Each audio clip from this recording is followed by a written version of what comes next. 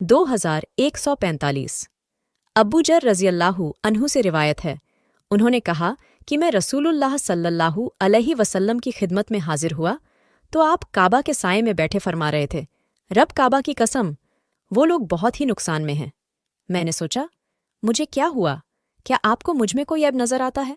मैंने क्या किया? आखिरकार मैं आपके पास बैठ गया। आप यही फरमाते रहे तो मैं खामोश न रह सकता। वो रंज अलम जो अल्लाह को मंजूर था, वो मुझ पर तारी हो गया। फिर मैंने कहा, ए अल्लाह के रसूल सल्लल्लाहु अलैहि वसल्लम, मेरे माँ बाप आप पर कुर्बान हों, वो कौन लोग हैं? आपने फरमाया, वही लोग जिनके पास मालो दौलत की फरावानी है।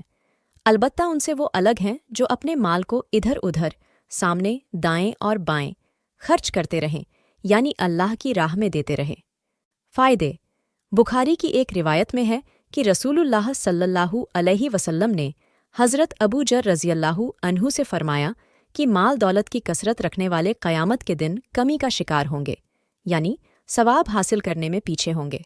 हाँ, अल्लाह की राह में खर्च करने से कमी पूरी हो सकती है। सही बुखारी 6443।